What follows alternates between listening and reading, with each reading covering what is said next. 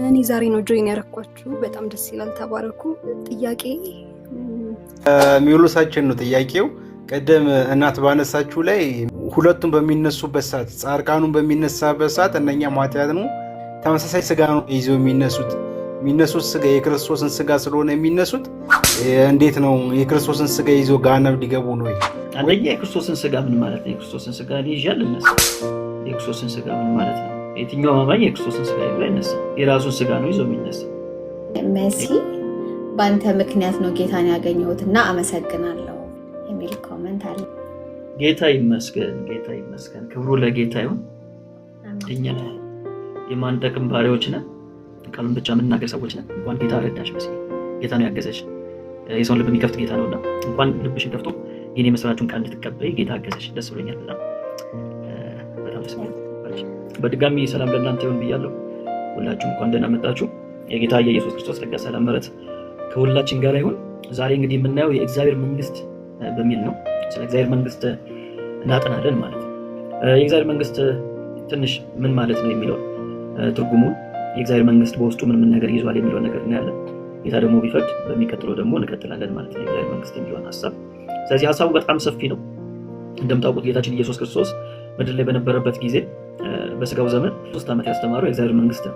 ለ3 ዓመት ያስተማረው የእግዚአብሔር መንግስት ነው። ከዛ በኋላ ደግሞ ከሞት ከተነሳ በኋላ ለ40 ቀን ደቀ መዛሙርቶቹን ያስተማረው የእግዚአብሔር መንግስት ነው። ሐዋርያት ሥራ ምዕራፍ 1 ላይ ማየት ይችላልላችሁ። ስለዚህ በሰውኛ አድርገን እንኳን ታይም ፍሬም ብናወጣለት 3 ዓመት ከ40 ቀን ያስተማረው ትምህርት ነው። ስለዚህ 3 ዓመት ከ40 ቀን ኢየሱስ ያስተማረውን ይህን ድንቅ ትምህርት አለመታደሉ ነው፣ ብዙዎቻችን አናውቀው። አለመታደሉ ነው። ስለ እግዚአብሔር መንግስት ምንነት፣ ስለ እግዚአብሔር መንግስት እንዴት ነው ፋንክሽን የሚያደርገው፣ የእግዚአብሔር መንግስት ማለት ምን ማለት ነው ብዬ ብጠይቅ ብዙ ሰው አይመልሰውም፣ እኔንም ጨምሮ ማለት ነው። ትንሽ ነገር ነው፣ እኔም ራሱ ያስኩት በጣም ትንሽ ነገር ማለት ጥቂት ነገር እና ብዙዎቻችን አናውቅም ስለ እግዚአብሔር መንግስት። የእግዚአብሔር መንግስት ወራሾች ነን እንላለን፣ የእግዚአብሔር መንግስት ገብተናል ብለን እናምናለን፣ ዳግም ተወልደናል ብለን እናምናለን። ከዛ ውጭ ግን የእግዚአብሔር መንግስት በሚለው ጉዳይ ላይ በደንብ ለማብራራት ብዙዎቻችን ይቸግረናል። ለምን ከተባለ ስለ እግዚአብሔር መንግስት ብዙ ስለማይነገር፣ ስለ እግዚአብሔር መንግስት ብዙ ትምህርት ስለሌለ እና ይሄ የእግዚአብሔር መንግስት የኛ የክርስቲያኖች ትምህርት ነው። አንዳንዶች አይመስላቸውም። አንዳንዶች የእግዚአብሔር መንግስት የክርስቲያኖች ትምህርት አይመስላቸውም እና እንደው ወደፊት ጌታ ከመጣ በኋላ በሺው ዘመን የሚሰበክ ስብከት ነው ብሎ የሚናገሩም ሰዎች አሉ። ይሄ ነገር ግን ልክ አይደለም። የእግዚአብሔር መንግስት የክርስቲያኖች ትምህርት ነው። ኢየሱስ 3 ዓመት ያስተማረው ትምህርት የኛ ትምህርት ነው። ሌላ ሰው አሳልፈን አንሰጠውም። በተለይም ደግሞ እነዚህ ተመሳሳይ ወንጌላት ብለን የምንጠራቸው ማቴዎስ፣ ማርቆስና ሉቃስ ሶስቱ ላይ ይህን ትምህርት እናገኛለን። ማቴዎስ ላይ መንግስተ ሰማያት ይላል። ማርቆስና ሉቃስ ላይ ደግሞ የእግዚአብሔር መንግስት ተብሎ ተጠርቷል። ሁለቱም አንድ አይነት ናቸው። ያው ማቴዎስ ወንጌል የተጻፈው የመጀመሪያ ተደራሲያኖቹ አይሁዳውያን ስለነበሩ እነሱ መንግስተ ሰማያት በሚለው ተርም የበለጠ ግልጽ ስለሚሆንላቸው እሱን ይጠቀማል ማለት ነው እንጂ በመንግስተ ሰማያትና በእግዚአብሔር መንግስት መካከል ምንም ለውጥ የለም። መንግስተ ሰማያት ስንል ያ የእግዚአብሔር መንግስት ወይም ደግሞ እግዚአብሔር ምድርን ሬን የሚያደርገው ከሰማያት ነው የሚል ኮኖቴሽን ነው እንጂ የሚሰጠው የሚለያዩ ሀሳቦች አይደሉም። ስለዚህ የእግዚአብሔር መንግስት እንደው እስቲ ራሳችሁን እንድጠይቁ ፈልጋለሁ። እዚህ ውስጥ ከ200 በላይ ሰው አለ። እስቲ ራሳችሁን ጠይቁ። በተለይ ክርስቲያኖች እንዳልኳችሁ የመልእክት የክርስቲያኖች መልእክት ነው። ትምህርት የክርስቲያኖች ትምህርት ነው። መንግስት ውስጥ ያለ ሰው ትምህርት ነው አይደል? መንግስት ውስጥ ያለ ሰው ትምህርት ነው። አሁን እኔ ኢትዮጵያ ውስጥ ነው የምኖረው። እኔ ስለሆነ ሀገር እንግዲህ ቁጭ ብዬ አላጠናም። ምን ያደርግልኛል አይደል? ስለሆነ ሀገር ለምሳሌ ስለ ኡጋንዳ ቁጭ ማጥናት ጊዜ የለኝም። ለምን ከተባለ ስለማያስፈልገኝ ማለት ነው፣ ምንም ስለማይጠቅመኝ። ስለዚህ የእግዚአብሔር መንግስት ትምህርት የማን ትምህርት ነው ከተባለ የክርስቲያኖች፣ እዛ መንግስት ውስጥ የገቡ ሰዎች ትምህርታቸው ምንድነው ከተባለ የእግዚአብሔር መንግስት ነው ትምህርታቸው ማለት ነው። የእግዚአብሔር መንግስት ነው ትምህርታቸው። ስለዚህ ጌታችን ኢየሱስ ክርስቶስ ለ3 ዓመት ደቀ መዛሙርቱን ያስተማረው የእግዚአብሔርን መንግስት ነው። ከሞት ከተነሳ በኋላም ለ40 ቀን ያስተማረው የእግዚአብሔርን መንግስት ነው። ስለዚህ ሁላችሁም እስቲ ራሳችሁን ጠይቁ። ስለ እግዚአብሔር መንግስት ምን ያላቃለሁ የሚለውን እስቲ ራሳችሁን ቼክ አድርጉ። ምን አውቃለሁ? አንድ ሰው መጥቶ ለምሳሌ የማያምን ሰው መጥቶ እስቲ ጌታ ኢየሱስን ተቀበል ትሉታላችሁ። ጌታ ኢየሱስን ተቀበል፣ ለምንድን ነው የምቀበለው ይላችኋል። ለምንድን ነው የማምነው? የዘላለም ህይወት እንድታገኝ የእግዚአብሔር መንግስት ወራሽ እንድትሆን ይላችኋል። ኦኬ፣ ምንድነው ታዲያ የእግዚአብሔር መንግስት? ምንድነው የእግዚአብሔር መንግስትን ሶርስ ምንድነው ማገኘው? ምንድነው የእግዚአብሔር መንግስት ቢላችሁ ብዙዎቻችን ፍሬም ይዛለን። በቃ የዘላለም ህይወት ብለን ነው የምንዘገው። ግን የዘላለም ህይወት ምን ማለት ነው? ይሄ የዘላለም ህይወት እንዴት ነው የሚኖረው? በእግዚአብሔር መንግስት ውስጥ እንዴት ነው አማኝ እንደ ዜጋ የሚንቀሳቀሰው የሚለውን ዲቴል የሆነውን ትምህርት በማቴዎስ በማርቆስና በሉቃስ ላይ እናገኘዋለን። ስለዚህ በእነዚህ በተመሳሳይ ወንጌላት ላይ የተጻፉት ሀሳቦች የኛ ትምህርት ናቸው እንጂ ዝም ብለን አሳልፈን ለሆኑ ህዝቦች የምንሰጠው ትምህርት አይደለም፣ የኛ ትምህርት ነው። ግን የእግዚአብሔር መንግስት ትምህርት ለማወቅና ለመረዳት አንድ ነገር ግን ይፈልጋል። እሱ ምንድነው ከተባለ መተው የሚባል ነገር አለ። መተው። አሁን ብዙ ሰው መተው ስለማይፈልግ መጣር ስለማይፈልግ የእግዚአብሔር መንግስትን ትምህርት የኛ አይደለም ብሎ ዘግቶታል። እና በትምህርት ውስጥ እናያለን። የእግዚአብሔር መንግስት ውስጥ ስንገባ ምን ተዋቸው በጣም ብዙ ነገሮች አሉ። ምን ጥላቸው ብዙ ነገሮች አሉ። እና እሱ ትንሽ ከባድ ሊያደርገው ይችላል ትምህርቱ ግን ስቲል የሚለቀቅ የእግዚአብሔር ጸጋ አለና ከጸጋው የተነሳ ደግሞ የሚደረግ ነው የሚቻል ነው እና የእግዚአብሔር መንግስት ውስጥ የሚተው የሚጻፍ ነገሮች አሉ። እሱን ነገር በጣም አስምሬ መናገር ፈልጋለሁ። ገና ስንጀምር ለዛ ነገር ዝግጁ መሆን አለብን። የሚተው ነገር አለ ብለን ማመን አለብን። ለምሳሌ ሀገር ራሱ ስትቀይሩ ወደ ሆነ ሀገር ስትሄዱ የዛን ሀገር ህግ ነው የምታከብሩት አይደል? ከኢትዮጵያ ወደ ሌላ ሀገር ስትሄዱ አሁን ለምሳሌ ሊዱ ወደ እንግሊዝ ስትሄድ የኢትዮጵያ ህግ ትታን ወደዛ ሄደችው። በኢትዮጵያ ህግ እመራለሁ አትልም። እዛ የዛ ሀገር ምን አለ? ህግ አለ። በዛ ሀገር ህግ ነው የምትኖረው ማለት ነው። ስለዚህ ምናልባት በኢትዮጵያ ውስጥ የምታደርጋቸው የነበሩ ነገሮች ቢኖሩ እንግሊዝ ሀገር ከሄደች በኋላ ያ ነገር በህግ ወንጀል ከሆነ አታደርገውም አይደል? አታደርገውም። ስለዚህ እንግሊዝ ሀገር ስትገባ ለእንግሊዝ ሀገር ስትል የተወቹ ነገር አለ እዛ መንግስት ውስጥ ለመቀጠል ማለት ነው። እዛ መንግስት ውስጥ ለመቀጠል እምቢ ካለች እስከተባለ ቻው ነው እንግዲህ ትላካለች ማለት ነው። ስለዚህ እኛም የእግዚአብሔር መንግስት ውስጥ ስንገባ የእግዚአብሔር መንግስት ውስጥ እንዴት ነው የምንንቀሳቀሰው፣ እንዴት ነው የምናደርገው የሚለውን ነገር የእግዚአብሔር መንግስት ህግ ማወቅ አለብን። ህገ መንግስቱ ምንድነው? መጽሐፍ ቅዱሳችን ነው። ህገ መንግስቱ መጽሐፍ ቅዱሳችን ነው። በተለይም ደግሞ ቅድም የጠቀስኩላችሁ እነዚህ ተመሳሳይ ወንጌላት የምንላቸው ማቴዎስ፣ ማርቆስ፣ ሉቃስ ሶስቱ ናቸው የእግዚአብሔር መንግስት ህግ የምንለው ማለት ነው። የእግዚአብሔር መንግስት ህግ የምንለው ዮሐንስ ወንጌል ያው እንደምታውቁት ዮሐንስ ወንጌል ሞር ዶክትሪናል ነገር ላይ ፎከስ ያደርጋል። የኢየሱስ ማንነትና ምንነት ላይ ፎከስ ያደርጋል። ህይወቱን በተመለከተ ኢየሱስ እንዴት ነው የኖረው፣ ኢየሱስ ከሌላ ሰው ጋር እንዴት ነው የኖረው፣ ኢየሱስ የሚገዛው መንግስት ምን ይመስላል የሚለውን ግን የሚነግሩን ማቴዎስ፣ ማርቆስ፣ ሉቃስ ናቸው። እነሱ ናቸው የሚነግሩን። ለምሳሌ ዮሐንስ ወንጌል ምዕራፍ 3 ላይ ወደ እግዚአብሔር መንግስት ሰው እንዴት ነው የሚገባው ከተባለ ዳግም በመወለድ ነው ወይም ከላይ በመወለድ ነው። ያው ዳግም የሚለው ቃል የግዴታ ሁለተኛ ማለት ብቻ ሳይሆን ከላይ የሚልም ትርጉም አለው። ስለዚህ ሞር ዳግም መወለድ ስንል ከላይ መወለድ እያልን ነው። ከየት? ከሰማይ ከእግዚአብሔር መወለድ እያልን። ስለዚህ ይሄ ዳግም የተወለደ ሰው የእግዚአብሔር መንግስት ውስጥ የገባው ሰው እንዴት ነው በእግዚአብሔር መንግስት ውስጥ የሚኖረው ከተባለ እሱን የሚነግረን ማቴዎስ፣ ማርቆስ እና ሉቃስ ናቸው። ሶስቱ ወንጌላት ላይ እሱን ሐሳብ እናገኛለን ማለት ነው። ስለዚህ ትምህርታችን ሶስቱ ወንጌላት ላይ ሞር ፎከስ ያደረገ ትምህርት ይሆናል ማለት ነው። የአንዱ የእግዚአብሔር መንግስት ኮሚኒቲ ነው፣ አንድ ላይ ነው የሚሰራውና እንደዛ እያደረግን ብንሄድ እናንተም ብጽፉ ዝም ብላችሁ መስማት ብቻ ሳይሆን ብጽፉ ጥሩ ነው። አንዳንድ ጥቅሶችን ያዙና የበለጠ እነዛ ጥቅሶች ላይ ፎከስ አድርጋችሁ አንብቡ፣ አጥኑ ማለት ነው። እስቲ ኢየሱስ ክርስቶስ በዋናነት የምናነሳው ምንድነው? ጌታችን ኢየሱስ ክርስቶስ ወደዚህ ምድር መጥቷል አይደል? ተልኮ መጥቷል። ኢየሱስ መልእክተኛ ነው፣ መልእክትም ነው። ሁለቱም ነው። ኢየሱስ መልእክተኛም ነው፣ ደግሞ ራሱ ምንድነው? መልእክትም ነው። ስለዚህ ኢየሱስ ተልኳል፣ ራሱም ደግሞ ተልኮ ነው። ስለዚህ ወደዚህ ምድር ኢየሱስ ክርስቶስ ለምንድን ነው የመጣው የሚለው ጥያቄ በጣም መሰረታዊ ጥያቄ። እሱን ጥያቄ ሉቃስ ወንጌል ምዕራፍ 4 ቁጥር 43 ላይ ይመልስልናል። እሱን ጥቅስ ሊዱ ታነብልናለች። እስቲ እንስማት።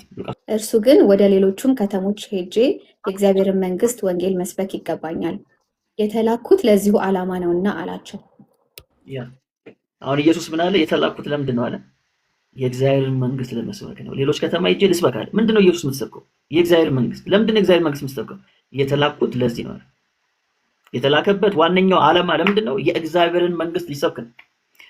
አያችሁ፣ መዳን የሚለው ሐሳብ እዚህ ውስጥ ነው የሚገባው፣ የእግዚአብሔር መንግስት ውስጥ ነው የሚገባው። ቅድም እንዳልኳችሁ ኢየሱስን ስናምን ዳግም እንወለዳለን፣ ከላይ እንወለዳለን። ከላይ የምንወለደው ወዴት ለመግባት ነው? ወደ እግዚአብሔር መንግስት ለመግባት ነው። ስለዚህ ኢየሱስ የመጣው ተልኮ የመጣው ምን ለማድረግ ነው? የእግዚአብሔርን መንግስት ለመስበክ ነው። የእግዚአብሔርን መንግስት ለመስበክ ነው፣ ወይም የእግዚአብሔርን መንግስት ወንጌል ለመስበክ ነው። ስለዚህ ወንጌል ምንድን ነው ካላችሁኝ፣ ወንጌል ሮሜ ምዕራፍ 1 ላይ እንደምናነበው ይህ ወንጌል በስጋ ከዳዊት ዘር ስለተወለደ እንደ ቅድስና መንፈስ ግን ከሙታን መነሳት የተነሳ በኃይል የእግዚአብሔር ልጅ ሆኖ ስለተገለጠው ስለ ልጁ ነው፣ እርሱም ጌታችን ኢየሱስ ክርስቶስ ነው ይላል። ስለዚህ ወንጌል ስለማን ነው ከተባለ ከሙታን ስለተነሳው ስለ ኢየሱስ ክርስቶስ ነው፣ ስለ ልጁ ነው ይለናል። ይሄ ብቻ ነው ወይ ወንጌል ስንል ትንሽ ደግሞ ሰፋ እናድርገው። ይሄ ልጁ ማን ነው? ጌታችን ኢየሱስ ክርስቶስ ነው። ኢየሱስ ክርስቶስ የሚያስተዳድረው ደግሞ ምን አለው? ግዛት አለው። አያችሁ፣ ግዛት አለው። ያ ግዛት ደግሞ የእግዚአብሔር መንግስት ይባላል። ስለዚህ ወንጌል ስንል ንጉሱን ከግዛቱ አንነጥለው። ንጉሱ ከግዛቱ አይነጠልም። የእግዚአብሔር መንግስት የንጉሱ ግዛት ነው። ስለዚህ ወንጌል ስንል የምስራች ስንል ለምሳሌ የምስራች አላችሁ አይደል? ኢየሱስን እንዳን ነው የምትሉኝ አይደል? የዘላለም ህይወት ይሆንልን ነው የምትሉኝ። ይህ የዘላለም ህይወት ምንድነው ከተባለ የእግዚአብሔር መንግስት ውስጥ መግባት ነው የዘላለም ህይወት ምንድነው። ስለዚህ ሁላችንም እንደው አንወሻሽም ብዬ አስባለሁ። ሁላችንም ኢየሱስን የተቀበልነው የእግዚአብሔር መንግስት ውስጥ ለመግባት ነው፣ ለመዳን አይደል? ይሄ ነው ትልቁ ምክንያታችን። ይሄ ነው ስብከታችንም እዚህ ላይ ነው ፎከስ የሚያደርገው።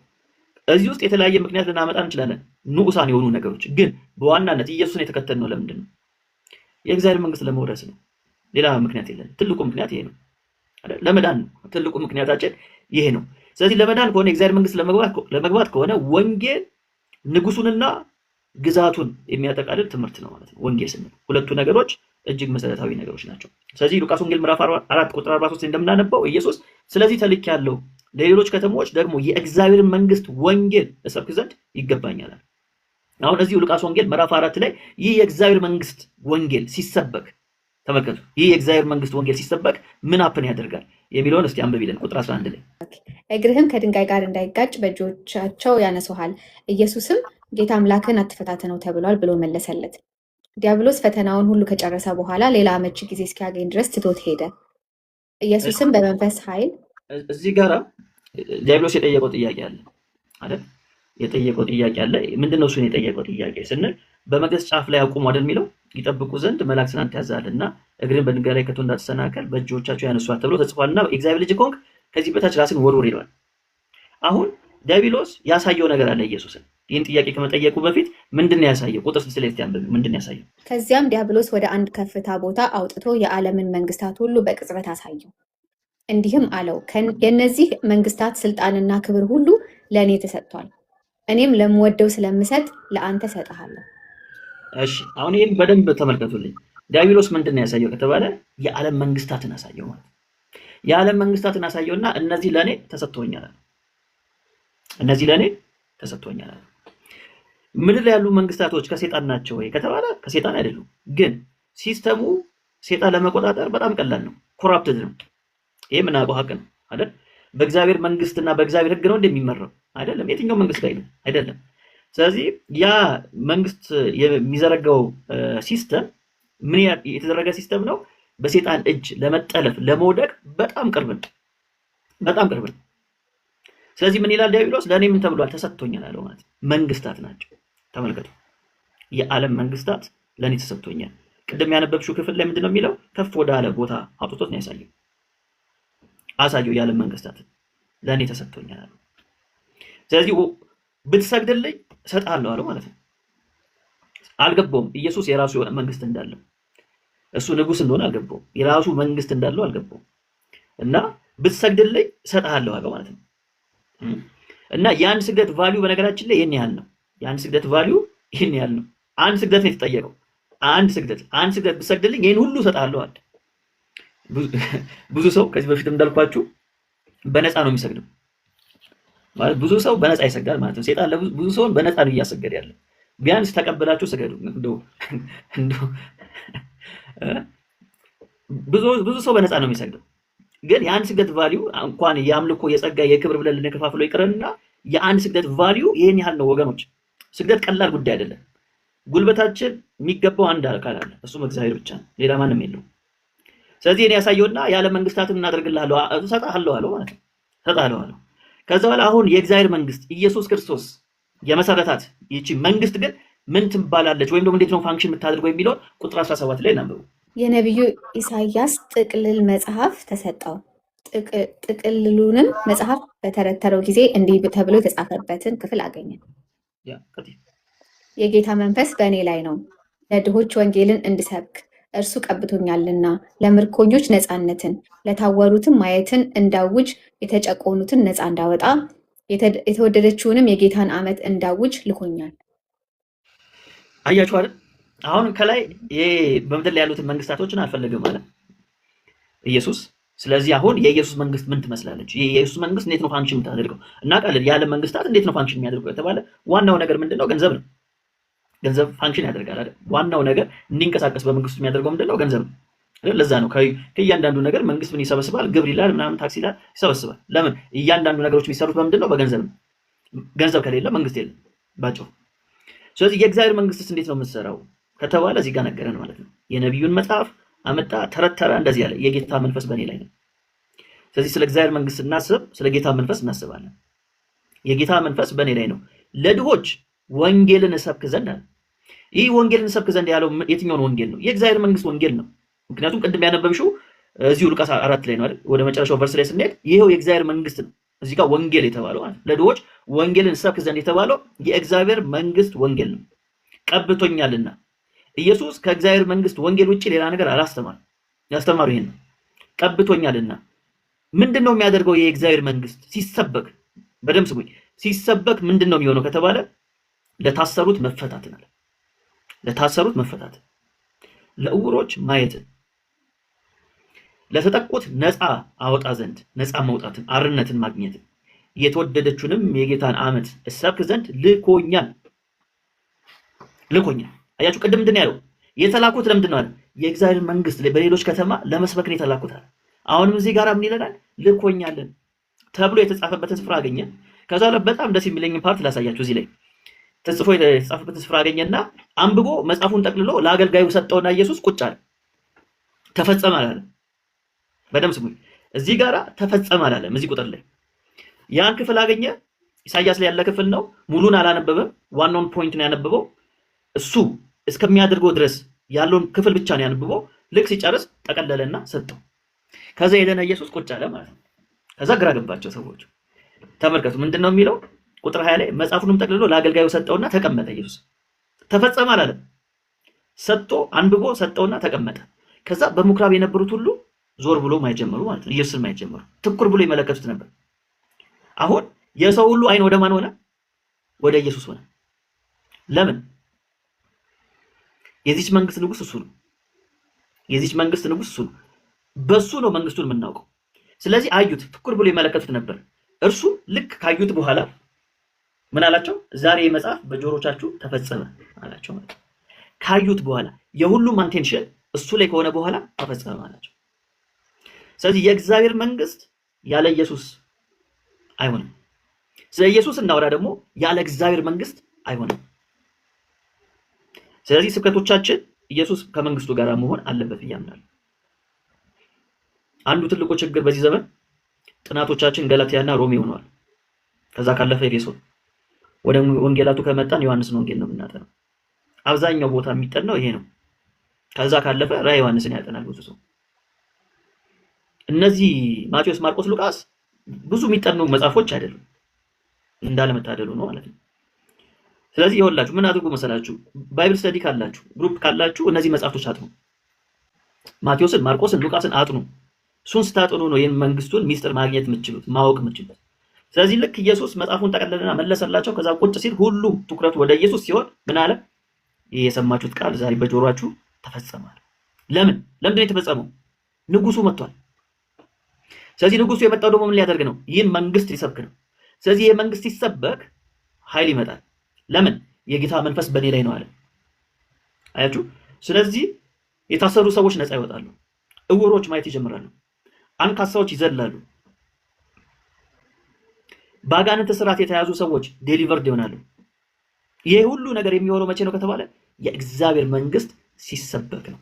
የእግዚአብሔር መንግስት ሲሰበክ ነው። ስለዚህ ኢየሱስ የመጣበት ዓላማ መንግስቱ ሊሰብክ ነው። መንግስቱ ሲሰበክ ደግሞ ምን አፕን ያደርጋል የሚለውን አየን። ሉቃስ ወንጌል ምዕራፍ 4 ላይ ያሉትን ሐሳቦች አየን ማለት ነው። ከዛ ጌታችን ኢየሱስ ክርስቶስ ደቀ መዛሙርቶቹንም ሂዱና ስበኩ ያለው በተለይ ማቴዎስ 10 ላይ ስናነብ መንግስቱን ሂዱና ምን አድርጉ? ስበኩ ይላቸዋል።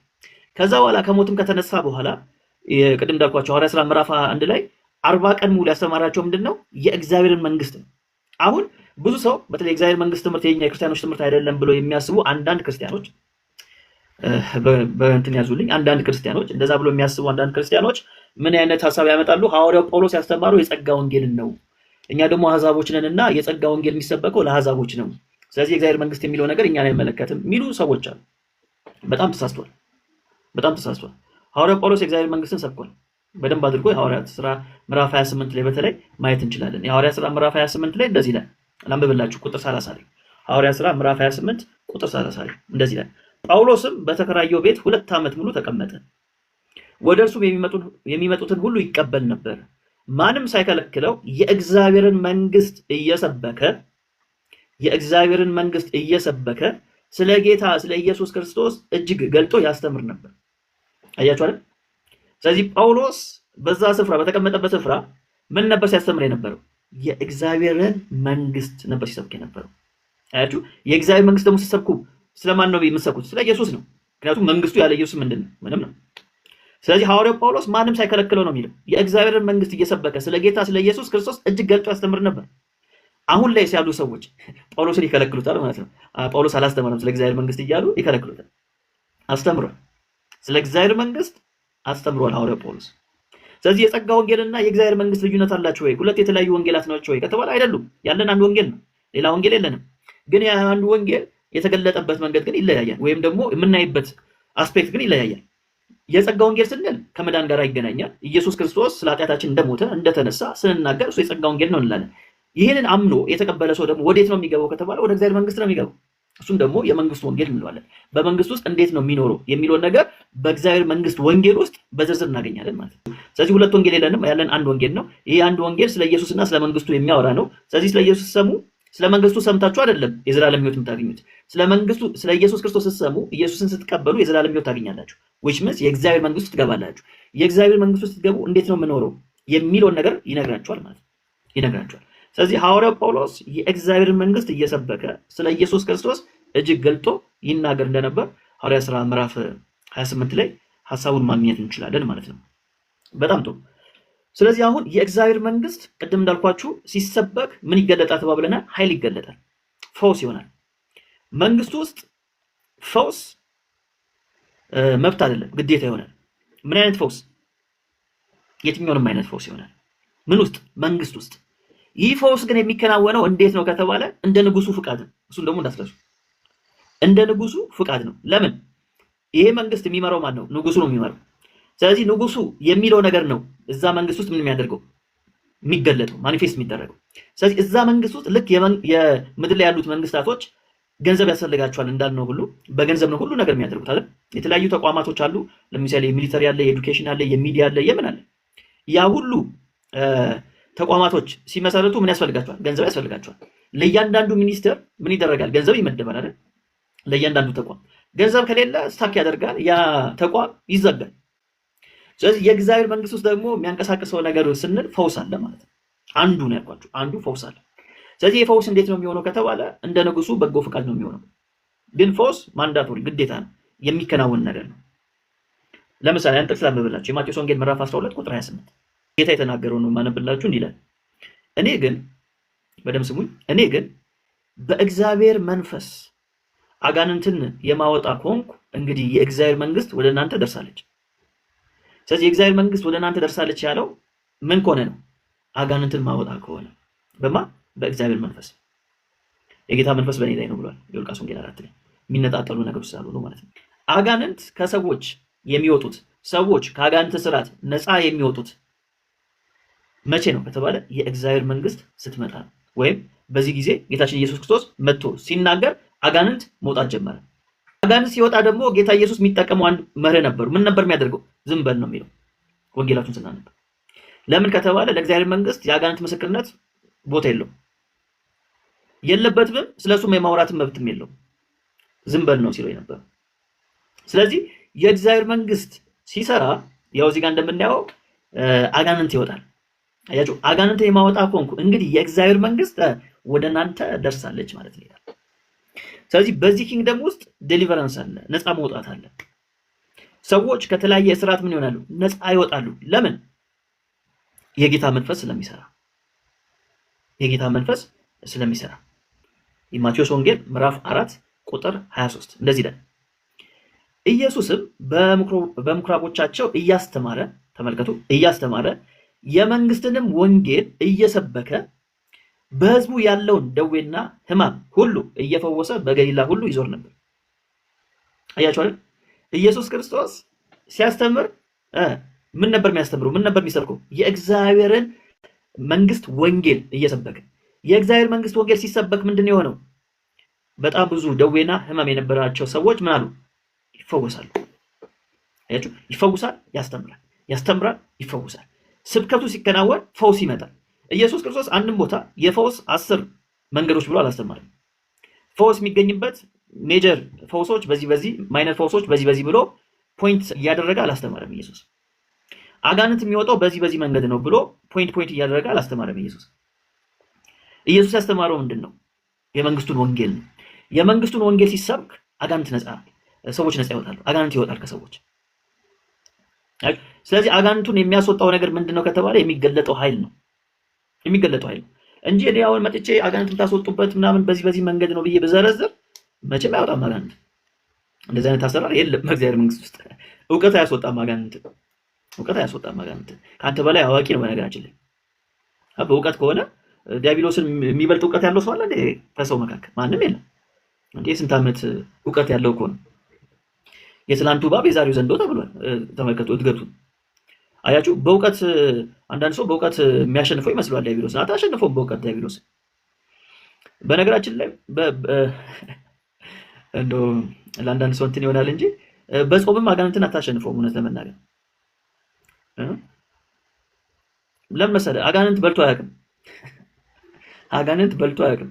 ምግብ ባለመብላት አጋንንትን አታሸንፈው። አጋንንት ሲጀመር ከመጀመሩ በልቶ አያውቅም። እስከዛ ድረስ በልቶ አያውቅም። አጋንንት ጾመኛ ነው እስከዛ ድረስ። እና አንተ አንድ ቀን አልበለውም ብለህ አጋንንት ላይ በቃ የበላይ የሆንክ ከተሰማ ተሳስተሃል ወዳጅ። አንዳንድ ሰው እንደዛ ስለሚሆን የተወሰነ 3 ቀን ምናምን ጾም ጸሎት ይዘና በቃ እንትን ይላል ማለት ነው።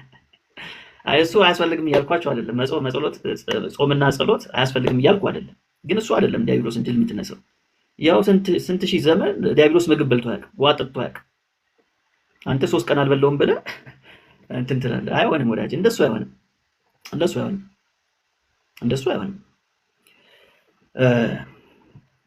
የእግዚአብሔር መንግስት ኢየሱስ ክርስቶስ፣ የእግዚአብሔር መንግስት ስንሰብክ ኢየሱስ ነው የምንሰብከው። ስለዚህ ዝም ብለህ ስለ ኢየሱስ ክርስቶስ ስትናገር ኃይል ይገለጣል። ያ ኃይል ምን ያደርጓል? ያስወጣዋል ማለት ነው። ያ ኃይል ያስወጣዋል እንጂ የኛ የሆነ ትሬኒንግ አይደለም አጋንንትን የሚያስወጣው አይደለም። የኛ ትሬኒንግ አይደለም፣ ጂምናስቲክም አይደለም አጋንንትን ማስወጣት አይደለም። ከዚህ በፊት ብያችሁ ከሆነ አላውቅም፣ አንድ ጾም ጸሎት ይዘው ለ2 ቀን ምናምን ነገር ጾም ያዙ ማለት ነው። እና ከግሩፑ አንደኛው ወጣ ብሎ በልቶ መጣ። በጣም ሲርበው ወጥቶ በልቶ መጣ። መሞት አይለብህም በጣም ግን ካልክ ነው ምን ኃጢአት አይሆንብህም። ወጥቶ በልቶ መጣ፣ ግን አልነገራቸውም ለግሩፑ ማለት ነው። እና ልክ እንደ ጾመ አድርጎ እየመጸለይ ጀመረ ማለት ነው። እና ሲጸልዩ አጋንንት ማኒፌስት አደረገ። አንዱ ጮኸ ማለት ነው። ከዛ የምግብ የበላው ልጅ ያዘውና መጸለይ ጀመረ። ሲጸልይ አጋንንቱ ምን ቢለው ጥሩ ነው? አንተ ቅድም በልተሃል አለው። እና ልጁ ምንድነው የመለሰለት? አዎ በልቻለሁ ውጣ አለው። አዎ በልቻለሁ ውጣ። አሁን ብዙ ሰው አጋንንት አሁን እንደዛ ቢለው በደም ማቹር ያላረገ ሰው ይደነግጣል፣ በጣም ይደነግጣል፣ ግራ ነው የሚገባው። አያችሁ ሴጣን እንደዚህ አይነት ቴክኒክ ይጠቀማል። አዎ በልቻለሁ ግን ውጣ። ምንድነው ከኔ መብላት ጋር አንተ ምን አለ ማለት? እኔ ባለመብላቴ አይደለም ማስወጣ፣ የሚያስወጣ የኢየሱስ ስም ነው፣ የኢየሱስ ኃይል ነው። ስለዚህ አዎ በልቻለሁ ውጣ አለው ማለት ነው። አዎ በልቻለሁ ውጣ። 1 ዓመት ጾሞ አንድ አጋንንት ማያስወጡ ሰዎች አሉ። ይሄ እውነት ነው። አየህ ከዓመት ብጾም ላይወጣልህ ይችላል። በልተህ ደግሞ የበላ ውጣ ልትለው ይችላል፣ ሊወጣ ይችላል። አየህ ከሆድ ጋር አይደለም ጉዳዩ፣ ካንተ ሆድ ጋር አይደለም። እሱ መንፈስ ነው፣ ካንተ ሆድ ጋር ምንም ግንኙነት የለውም። አየህ ኃይል ያለው ማን ጋር ነው? ኢየሱስ ጋር ነው፣ ስሙ ጋር ነው ኃይል ያለው። ስለ ኢየሱስ ስታወራ፣ ስለ መንግስቱ ስታወራ ያ ኃይል ይገለጣል። ያ ኃይል ነው እሱን የሚያስወጣው። ያ ኃይል እሱን ያስወጣዋል። ስለዚህ ኢየሱስ ክርስቶስ ያደረገው ነገር ይሄ ነው። ፎከሱ ምንድነው? ወንጌል ነው። ወንጌልን ተናገር፣ የመንግስቱን ወንጌል ተናገር። የመንግስቱን ወንጌል ሲናገር፣ በነገራችን ላይ እዚህ ጋር የመንግስቱን ወንጌል ኢየሱስ ክርስቶስ ሲናገር እሞታለሁ እነሳለሁ እያለ አይደለም። ኢየሱስ ክርስቶስ እሞታለሁ እነሳለሁ ያለው ለደቀ መዛሙርቱ ነው፣ ለቅርቡ ለሚላቸው ነው የነገረው። ለህዝቡ ሁሉ አይደለም ያን ነገር የሚናገረው ኢየሱስ። እዚህ ጋር ኢየሱስ እየተናገረ ያለው ስለ መንግስቱ ነው እየተናገረ የነበረው። ስለ መንግስቱ ሲያወራ ተናጋሪውም ኢየሱስ ነውና ኃይል ይገለጣል። ኃይል ሲገለጥ አጋንንት ይወጣል። ከዛስ በተለያየ ደዌ ውስጥ የነበሩ ሰዎች ይፈወሳሉ፣ ከስራት ነፃ ይወጣሉ። አያችሁ ይሄ ነው አፕን ያደረገው ማለት ነው። ይሄ ነው አፕን ያደረገው። ስለዚህ ዛሬም ላይ ሰዎች ነፃ የሚወጡት ከአጋንንት ስራት ነፃ የሚወጡት ይሄ ኢየሱስ ሲሰበክ እና መንግስቱ ሲሰበክ ነው። መንግስቱ ሲሰበክ ነው ሰዎች ነፃ የሚወጡት። ይሄን ነው የምናየው። እንግዲህ የእግዚአብሔር መንግስት ስንል እነዚህ እንደ መግቢያ እነዚህ ነገሮችን እናያለን። አንድ ፖይንት ላንሳና እናንተ ሐሳብ ካላችሁ መነጋገር እንችላለን። ይህ የእግዚአብሔር መንግስት አንድ በጣም አስፈላጊ ነገር አለው። የእግዚአብሔር መንግስት ፋንክሽን እንዲያደርግ እሱ ምንድነው ካላችሁ ንስሐ ይባላል። ንስሐ ይባላል። ለምሳሌ እንደምታውቁት ጌታችን ኢየሱስ ክርስቶስ መጥቶ ከመስበኩ በፊት የኢየሱስ መንገድ ጠራጊ የነበረው ማን ነው? መጥምቁ ዮሐንስ ነው አይደል? መጥምቁ ዮሐንስ ነው። መጥምቁ ዮሐንስ እሺ አንዴ ቆይ እሺ ሰማሉ። መጥምቁ ዮሐንስ ሲመጣ ምንድን ያደረገው ምንድን የሰበከው የሚለው ላሳያችሁ። በዚህ በማቴዎስ ወንጌል ምዕራፍ 3 ቁጥር 1 ላይ በማቴዎስ ወንጌል ምዕራፍ 3 ቁጥር 1 ላይ እንደዚህ ይላል፣ በዚያም ወራት መጥምቁ ዮሐንስ መንግስተ ሰማያት ቀርባለችና ንስሐ ግቡ ብሎ በይሁዳ ምድረ በዳ እየሰበከ መጣ። ማን ነው? መጥምቁ ዮሐንስ። መጥምቁ ዮሐንስ የማን መንገድ ጠራጊ ነው? የኢየሱስ መንገድ ጠራጊ ነው። ይህ መጥምቁ ዮሐንስ ራሱ ስለ ንጉሱ እየሰበከ ስለሆነ ስለ ንጉሱ እየተናገረ ስለሆነ ስለምንድን ነው የሚያወራው? ስለ እግዚአብሔር መንግስት ነው የሚያወራው። ተመልከቱ እንግዲህ ቼኑን። መጥምቁ ዮሐንስ ያስተማረው ስለምንድን ነው? ስለ እግዚአብሔር መንግስት ነው። መንግስተ ሰማያት ቀርባለች እያለ ኢየሱስ መጣና ዋናው ንጉስ ደግሞ ሲመጣ ይህ መንግስት በመካከላችሁ ናት አለ፣ ወይም በውስጣችሁ ናት ይላል አዲሱ መደበኛ ትርጉም በእኛ ውስጥ። ከዛ ደቀ መዛሙርቱ ምን አላቸው? ሂዱና የእግዚአብሔር መንግስት ቀርባለች ብላችሁ ስበኩ አላቸው። ሐዋርያው ጳውሎስም ስለ እግዚአብሔር መንግስት ሲናገር እንደነበር አይተናል። አያችሁ አይደል ቼኑ እንዴት ነው የሚመጣ? ስለዚህ እኛም በዚህ ዘመን መስበክ ያለብን ምንድነው? የእግዚአብሔር መንግስት ነው። ምንም ጥያቄ የለውም። የእግዚአብሔር መንግስት ወንጌል መስበክ አለብን። ስለዚህ እዚህ ጋር መጥምቁ ዮሐንስ ምን ይለናል? መንግስተ ሰማያት ቀርባለችና ምን በሉ? ንስሐ ግቡ አለ። ጌታችን ኢየሱስ ክርስቶስም ከተጠመቀ በኋላ 40 ቀን ጾመ፣ ጸለየ።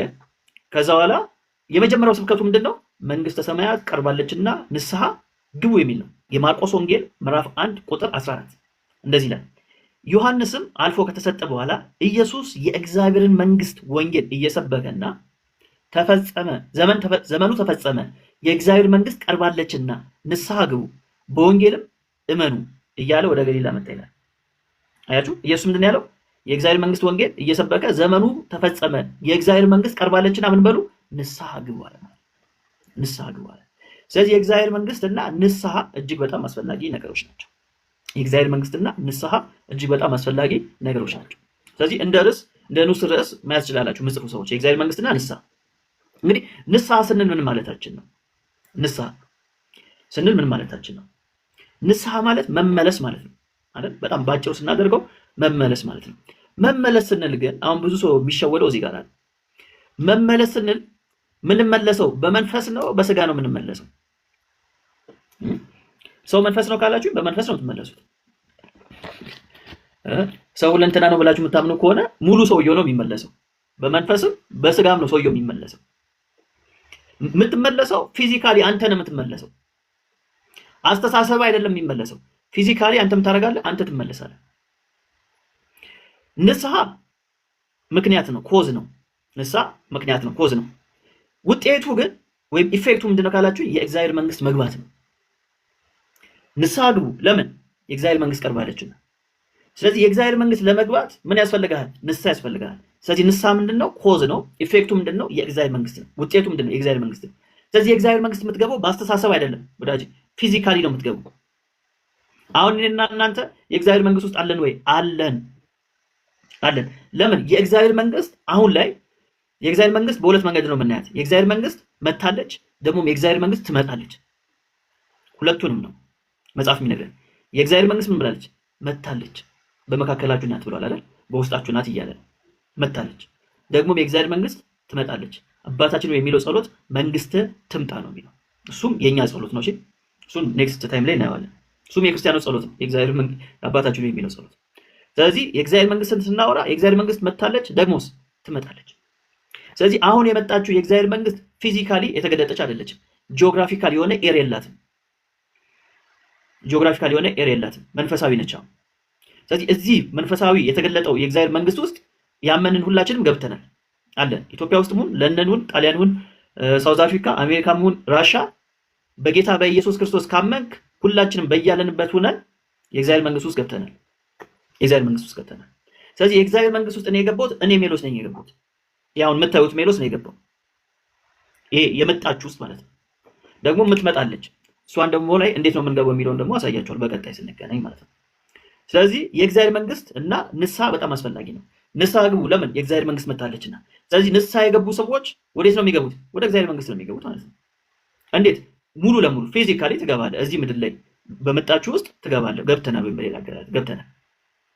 ስለዚህ ማቴዎስ ላይ ንስሐ ምንድነው ሲባል ማቴዎስ ወንጌል ላይ ንስሐ ፍሬ ማፍራት ነው።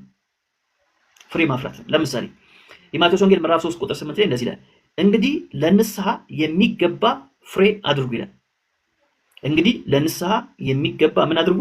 ፍሬ አድርጉ ይላል የማቴዎስ ወንጌል 3:8 ላይ። ስለዚህ ማቴዎስ ንስሐ እንዴት ነው የሚያየው? ፍሬን ከማፍራት ጋር ያገናኘዋል። ማርቆስስ ንስሐ እንዴት ነው የሚያገናኘው ካላችሁ፣ ማርቆስ ደግሞ ንስሐን ከእምነት ጋር ነው የሚያገናኘው። የማርቆስ ወንጌል ምዕራፍ 1 ቁጥር 14 ቅድም ያነበብነው ቨርስ እንደዚህ ይላል፣ የእግዚአብሔር መንግስት ቀርባለችና ንስሐ ግቡ፣ ከዛስ በወንጌል እመኑ ይላል። በወንጌል እመኑ። ስለዚህ ማርቆስ ንስሐን ከምን ጋር ነው ያገናኘው? ከእምነት ጋር ያገናኘዋል ማለት ነው። ከእምነት ጋር ያገናኘው። ሉቃስስ?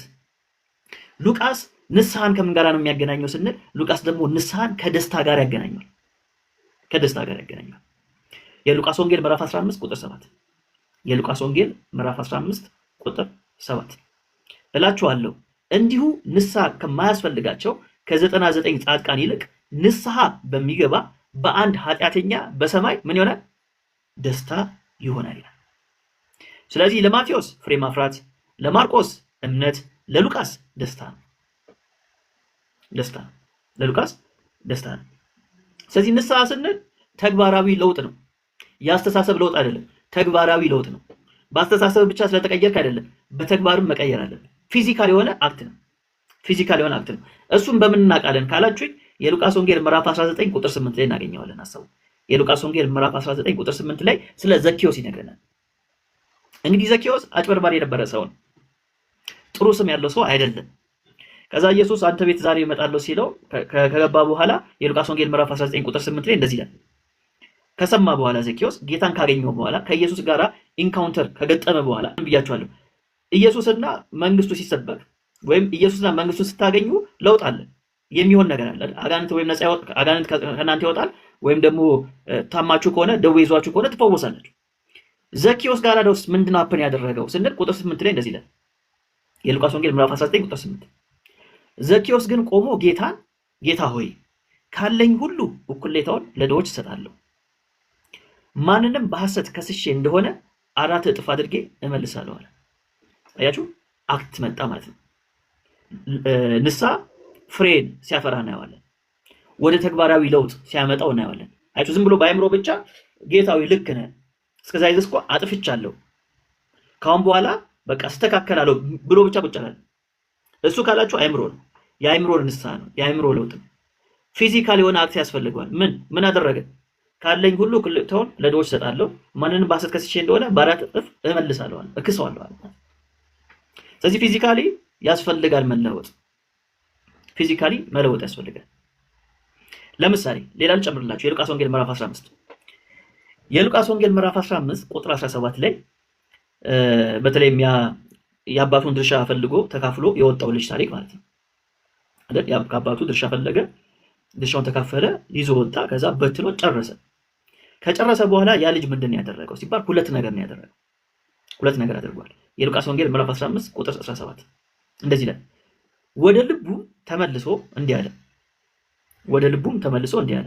የመጀመሪያው ነገር ይሄ ነው። አንደኛ ነገር ወደ ልቡ መመለስ አይደል? ከየት እንደወደቀ አስብ አይደል የሚለው ራዕይ ዮሐንስ ላይ። ስለዚህ መመለስ፣ ወደ ልብ፣ ወደ ሐሳብ መመለስ፣ ምንድን ነው ያጠፋሁት ብሎ ወደ ልብ መመለስ። ይሄ የመጀመሪያው ነገር ነው። እንዲህ አድርጎ ብቻ ቀረ እንዴ? አልቀረም። እንደዚህ ይላል። ወደ ልቡም ተመልሶ እንዲህ አለ፣ እንጀራ የሚተርፋቸው የአባቴ ሙያተኞች ስንት ናቸው? እኔ ግን በዚህ በራብ እጠፋለሁ። ተነስቼም ወደ አባቴ ሄዳለሁ። ተነስቼ ወዴት ሄዳለሁ? ወደ አባቴ ሄዳለሁ። መነሳት፣ መሄድ። ይሄ ልጅ እዛ ቦታ ላይ ቁጭ ብሎ በልቡ ተጸጽቶ ተመልሶ አጥፍቻለሁ ብሎ ቁጭ ቢል የሚጠቅመው ነገር አለ ወይ? ምንም አይጠቅመው። ምንም እንደራብ ሆኖ ቁጭ የሚለው። አየህ፣ በአይምሮ መመለስ ብቻ በቂ አይደለም ወዳጄ።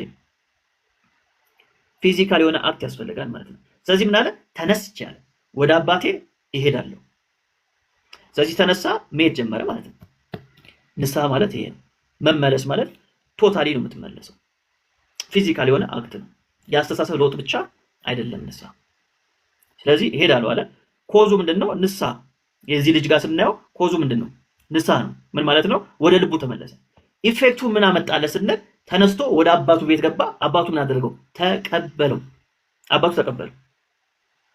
ስለዚህ ኢፌክቱ በዚህ ታሪክ ውስጥ ኢፌክቱ ምን ሆነ? ከአባቱ ጋር ሪኮንሳይል አደረገ። ርቦት ነበር፣ በላ። ልብስ ተቀየረለት። ለጣቱ ቀለበት ተሰጠው። ምን ማለት ነው? ለጣቱ ቀለበት ተሰጠው ማለት በአባቱ ንብረት ላይ አክሰስ አገኘ ማለት ነው። አክሰስ አገኘ፣ እንደፈለገ መጠቀም ይችላል። ስለዚህ የሰባውን ደግሞ አባቱ ምን አደረገለት? አረደለት። ፌሽታ ሆነ። ድግስ ሆነ። ለዛ ሉቃስ ወንጌል ላይ ምንድን ያለው? ሉቃስ ንስሐን ከምን ጋር ነው የሚያገናኘው አልኳችሁ? ከደስታ ጋር። አያችሁ፣ ፊዚካሊ ልጁ ሲመጣ አባትየው ምን ሆነ? ተደሰተ። አካባቢው ምን አለው? ተደሰቱ። ስለዚህ በመላእክትም ዘንድ ምን ይሆናል? ደስታ ይሆናል። አያችሁ ንስሐም እንደሚያመጣ። ስለዚህ ፍሬ ማድረግ ፊዚካል የሆነ አክት ያስፈልገዋል። ከዛ ያ ደግሞ ምን ያመጣል? ደስታን ያመጣል ማለት ነው። ስለዚህ ኮዙ ምክንያቱ ንስሐ መግባቱ፣ ወደ ልቡ መመለሱ፣ ኢፌክቱ ውጤቱ ምንድነው? ወደ አባቱ ቤት መግባቱ፣ ደስታ ማግኘቱ። ለዚህ ነው ቁጥር 32 ላይ እዚሁ ክፍል ላይ ሉቃስ 15 ላይ እንደዚህ ላይ ዳሩ ግን ይህ ወንድም ሞቶ ነበር ሕያው ስለሆነ ጠፍቶም ነበር ስለተገኘ ደስ እንዲለን ፍስሐም እንድናደርግ ይገባናል አለው። የሚናገረው ማለት አባትየው ነው። ስለዚህ አባትየው የደስታው ምክንያት ምንድነው ከተባለ ንስሐ መግባቱ። እንዴት ነው ንስሐ የገባው? አስተሳሰቡን ወደ ተግባር አምጥቶት ማለት ነው። ወደ ተግባር አምጥቶት። ስለዚህ ንስሐ ስንል ሁለንተናዊ መመለስ ማለት ነው። ሁለንተናዊ መመለስ ማለት ነው። ስለዚህ የእግዚአብሔር መንግስትና ንስሐ እጅግ በጣም የአንድ ሳንቲም ሁለት ገጽታዎች ናቸው። የአንድ ሳንቲም ሁለት ገጽታዎች ናቸው። ስለዚህ ጌታ ኢየሱስ ክርስቶስን ለመከተል ምንድነው የመጀመሪያው እርምጃችን? ንስሐ መግባት። የመጀመሪያው እርምጃ ንስሐ መግባት። በሁሉ ነገር በአስተሳሰብ ፊዚካሊ በሆነው ነገር ንስሐ መግባት እጅግ በጣም አስፈላጊ ነገር ነች። እጅግ በጣም አስፈላጊ ነገር ነው። ስለዚህ የእግዚአብሔር መንግስት እና ንስሐ በሶስቱም ክፍል ላይ እንዳየነው በማቴዎስ፣ ማርቆስና በሉቃስ የተለያየ አስፔክት ቢኖረው አንዱ ከፍሬ ጋራ፣ አንዱ ከእምነት ጋራ፣ አንዱ ከደስታ ጋራ ቢያገናኘው በጥቅሉ ግን ስንረዳው የእግዚአብሔር መንግስት የሚያመጣው ነገር ምንድነው? ሰዎች እንዲመለሱ ከተመለሱ በኋላ ደግሞ በምድርም በሰማይ ምን ይኖራል? ደስታ ይኖራል ማለት ነው። በምድርም በሰማይ ደስታ ይኖራል። ስለዚህ እቺ የእግዚአብሔር መንግስት መታለች ወይ? አዎ መታለች። አዎ መታለች። ቅድም ያነበብነው ሉቃስ ወንጌል ምዕራፍ 11 ቁጥር 20 ላይ የእግዚአብሔር መንግስት ወደ እናንተ ደርሳለች ነው የሚለው። የእግዚአብሔር መንግስት ወደ እናንተ ምን ብላለች? ደርሳለች። ዝቅ ብሎ ደግሞ የእግዚአብሔር መንግስት በመካከላችሁ ናት ይላል። በውስጣችሁ ናት ይለናል። ደግሞም የእግዚአብሔር መንግስት ምን ታደርጋለች? ትመጣለች። የማቴዎስ ወንጌል ምዕራፍ 6 ቁጥር 10 ላይ መንግስት ትምጣ ይለናል። መንግስት ትምጣ ይለናል። ስለዚህ እቺ የመጣችው የእግዚአብሔር መንግስት ባህሪዋ ምን ይመስላል ከተባለ ባህሪዋ መንፈሳዊ ነው። ምን ማለት ነው? የምትነካ አይደለችም፣ ፊዚካል አይደለችም። አሁን የመጣችው አሁን እኛ የገባንባት የተለያየ ጂኦግራፊካል ሎኬሽን ላይ ሆነን የገባንባት እቺ የእግዚአብሔር መንግስት ባህሪዋ ምንድነው ከተባለ መንፈሳዊ ነች፣ ስፒሪቹዋል ነች። ምን ማለት ነው? የምትነካ አይደለችም። ለምሳሌ ኢትዮጵያ ውስጥ ነኝ። ኢትዮጵያ ራሱ የሆነ ምን አለው? ድንበር አለው አይደል? በዛ ድንበር ውስጥ ካለው ድረስ ኢትዮጵያ ውስጥ ነኝ። ከዛ ድንበር ከወጣሁስ ኢትዮጵያ ውስጥ አይደለም። እቺ ግን የእግዚአብሔር መንግስት የመጣችው የእግዚአብሔር መንግስት ኢትዮጵያም ብሆን፣ ኬንያም ብሆን፣ ሳውዲም ብሆን፣ ለንደንም ብሆን፣ ራሻም ብሆን፣ የትም ብሆን ጂኦግራፊካል ኤሪያ አይገድባትም። ለምን? ስፒሪቹዋል ነች፣ መንፈሳዊ ነች። እንዴት ነው የተገለጠችው እቺ የእግዚአብሔር መንግስት ከተባለ በፈውስ በኃይል ነፃ በማውጣት ተገልጣለች። በንስሐ ተገልጣለች። በይቅርታ ተገልጣለች። የምትመጣዋስ የእግዚአብሔር መንግስት ባህሪዋ ምንድነው ከተባለ የዚህኛዋ ተቃራኒ ነች። እንዴት? እቺኛዋ መንፈሳዊ ነች፣ ያቺኛዋ ግን የሚታይ ፊዚካል ነች። ፊዚካል ነች ያቺኛዋ። እንዴት? እሱም በሚቀጥለው እናያለን። መቼ ነው የምትገለጠው? ጌታ ሲመጣ። ጌታ ከመጣ በኋላ ነው የምትገለጠው። ይሄን ብዬ ልጨርስ። ጌታ ሲመጣ በትንሳኤ እናምናለን አይደል? ሁላችንም በትንሳኤ ሙታን እናምናለን። ሰዱቃዊ የለም በመካከላችን። በትንሳኤ ሙታን እናምናለን። በትንሳኤ አምናለሁ ስል ምን እያልኩ ነው ሲባል በስጋዬ መነሳት አምናለሁ እያልኩ ነው አይደል? በስጋዬ መነሳት አምናለሁ እያልኩ ነው። ስለዚህ በመቃብር የነበረው ስጋችን በስብሶ አይቀርም፣ ይነሳል፣ ይቀየራል፣ የከበረ ስጋ ይሆናል። ስለዚህ ይሄ ይነሳል፣ ግን የከበረ ይሆናል። ልክ ጌታችን ኢየሱስ ክርስቶስ በኩር አይደል? ተነስቷል። ሲነሳ እንዴት? በስጋው አይደል ወይ የተነሳው? በስጋው ነው የተነሳው፣ ግን የከበረ ስጋ ነው ያ ስጋ የከበረ ስጋ ነው። ስለዚህ ልክ እንደሱ እኛ ስጋችን ከመቃብር ይነሳል፣ የከበረ ስጋን እንይዛለን። እግዚአብሔር የፈጠረን መንፈሳችን ነፍሳችን አንድ ላይ እንዲሆን ነው። ለየብቻ እንድንሆን አይደለም፣ አንድ ላይ እንድንሆን። ሰው የምንለው እሱን ስለሆነ ማለት ነው። ሰው የምንለው እሱን ስለሆነ ስለዚህ ከተነሳን በኋላ ስጋችን ከተነሳ በኋላ ትንሣኤ ካገኘን በኋላ የእግዚአብሔር መንግስት የመጣችሁ ላይ አሁን የምትመጣው ያኔ ደግሞ የመጣችሁ ላይ እንኖራለን ማለት ነው። ፊዚካሊ እንኖራለን ማለት ነው። ፊዚካሊ እንኖራለን። ስለዚህ እቺ የምትመጣው ገና የምትመጣው የእግዚአብሔር መንግስት የምትገለጠው መቼ ነው? በትንሣኤ ሙታን ጊዜ ከተነሳን በኋላ ያኔ የምታደርጋለች? ትገለጣለች። ያኔ በኃይለኛው ትገለጣለች። እኔ የምጠይቀው ማለት ስንሞት በሌላ አካል እንነሳለን፣ የከበረ አካል እንለብሳለን እና ያልከው ላይ በተለያየ አይነት መልኩ የሚሞቱ አሉ። ድንገት በአውሮፕላን መከስከስ አካላቸው ሳይገኝ የሚሞቱ አሉ። እነሱስ? እሺ ሁሉም ይነሳል አካላቸው። ለኛ ነው እንጂ ያልተገኘው እግዚአብሔር የማያውቀው ነገር የለም። በአውሬም የተበላ በምንም የተበላ አሁን ሲወለድ አይነ ስውር ሆኖ የተወለደ ያኔ ሲነሳ አይነ ስውር አይሆንም። ዛሬ መስማት የማይችል ሰው ያኔ ሲነሳ ጆሮ ልክ እንደዛው ላይ አይቀጥልም እና ለኛ ለሰው ቦዲውን ላናገኝ እንችላለን። ብናገኘውስ ምንድነው ለውጡ ነው? ብናገኘው እንኳን ይበሰብሳል፣ ወደ አፈር ነው የሚቀየረው። ቢገኝም ለውጥ የለውም። ከተገኘው ጋር እኩል ነው የሚበሰብሰው ባለበት ሆኖ ማለት ነው። ስለዚህ እግዚአብሔር ግን ሁሉ ከየት እንዳለ ስለሚያውቅ በዛ ጊዜ ሁሉም ካለበት ይሰበስበዋል።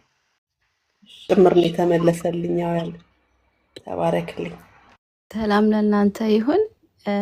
እኔ ጥያቄ ለወንድማችን ሚሎስ ነው። ይሄ መነሳት በዳግማዊ ትንሣኤ በመነሳት ጊዜ የሚሆኑ ላመኑት ብቻ ነው ወይንስ ላላመኑት ጭምር ነው? ሁሉ ይነሳል። ያመነው ለክብር፣ እነዛ ለውርደት ይነሳሉ። የማይነሳ የለም። ምክንያቱም ነፍስ የምትሞት አይደለችም፣ ሟት አይደለችም። ስለዚህ ያቺ ነፍስ ከስጋው ጋር ይዋሃድና ይነሳል ማለት ነው። ስለዚህ ፊተኛውና ኋለኛው የሚባል ትንሣኤ አለ። እሱ እንግዲህ የትንሣኤ ትምህርት ነው። ግን ይነሳል፣ የማይነሳ የለም። እኛ ለክብር እንነሳለን፣ እነሱ ለውርደት ይነሳሉ። የማይነሳ የለም። በነገራችን ላይ ዘላለም ህይወት ስንል እኮ ስለ ኳሊቲው ስለምናወራ ነው እንጂ እነዛም ለዘላለም ነው የሚኖሩት። ግን እኛ የዘላለም ህይወት አለን ስንል ስለ ዱሬሽኑ አይደለም የምናወራው፣ ስለ ኳሊቲው ነው የምናወራው አይደል? ከክርስቶስ ጋር ስለመሆን ነው እያወራን ያለነው። እነዛም ተመሳሳይ ነው፣ የዘላለም ህይወት አላቸው። ግን ምን አይነት የዘላለም ህይወት ነው ያላቸው ከተባለ ከጌታ ውጪ የሆነ የዘላለም ህይወት ነው ያላቸው።